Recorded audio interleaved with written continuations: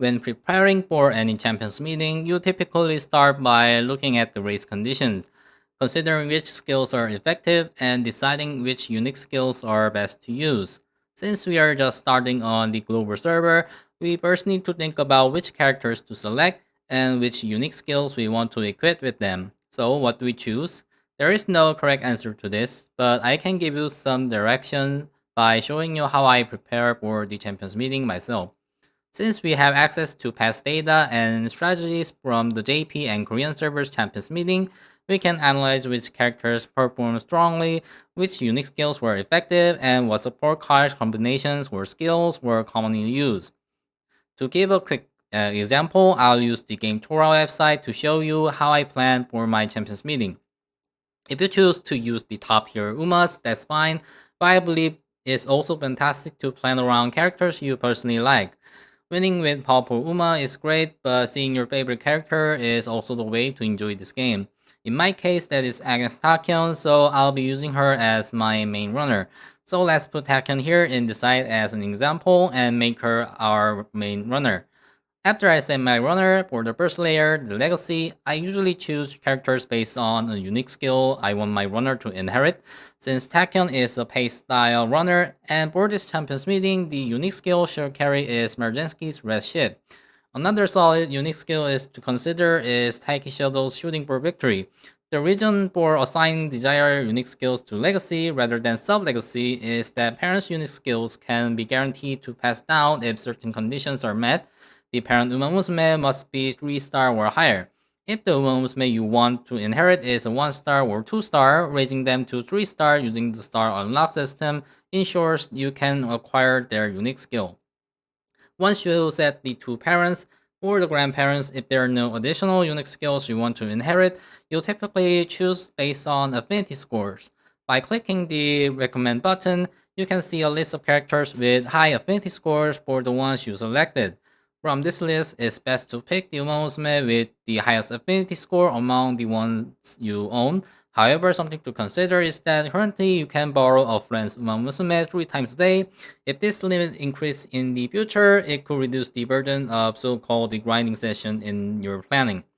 While setting up characters, there's another factor to consider. Depending on the specific champions meeting, the sub-legacy you aim for may require different Umamusume because of the race conditions. So in most cases, not just for champions meeting, but also other PvP races, aiming for an S rank in distance is very important. This brings us to the concept of blue and pink sparks.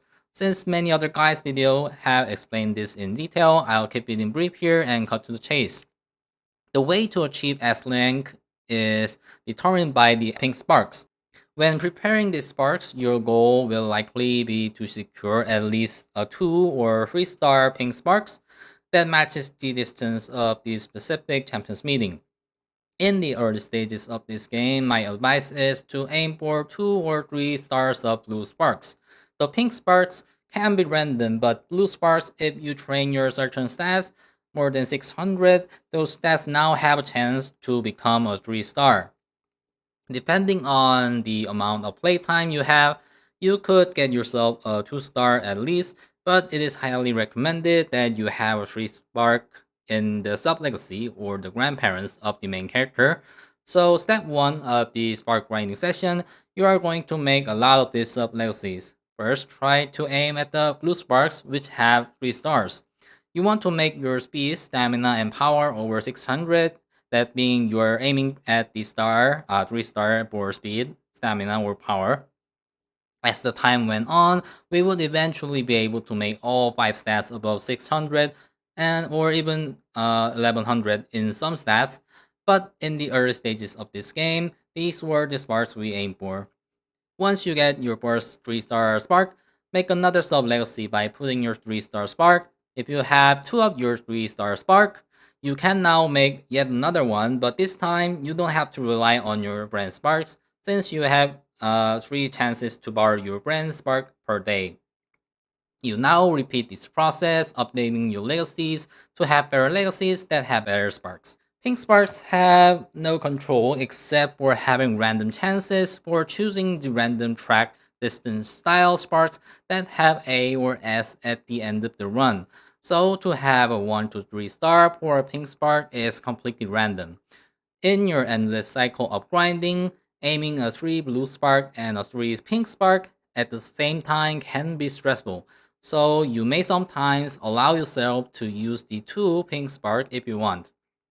After you make some amounts of sparks, you can now use your best sparks to make a sub-legacy according to the plan for any kind of PvP actually. Just keep in mind that you cannot put same Uma as a legacy as your runner, and you are actually allowed to put the same Uma as a sub-legacy, but the score of affinity would add nothing for the combination, so try to avoid putting the same Uma in any of the sub-legacies. Being a little bit complex here, for the legacies themselves, you can put the same UMA across other side of the legacy, and it doesn't negatively affect the affinity score. For example, here we have Mergensky at the left side of the legacy, and we have her as the right side of the sub legacy. As you can see, the only way to put the same UMA in the legacy is to have one of them in your main legacy, other in the sub legacy. You may use this method as your plan because not only can you get your legacy's ultimate skill in a lower cost, if you get the same ultimate skills from the sub legacy, which happens to in the inspiration at early April, you can get even lower cost to get that skill, which is very good because you can now get another skill due to that discount. For a summary of today's video, if you want to prepare in any kind of PvP, first try to farm some 3 blue sparks, use those sparks to make another 3 spark by using them in your legacies. Then, if you want to prepare for a certain race, not just Champions Meeting, other PvP as well, if you know their racetrack, try to aim for the corresponding pink sparks as well. For pink spark, 2 stars could be fine, but try to aim for the distance in order to get S rank in distance when it's time to train your main runner.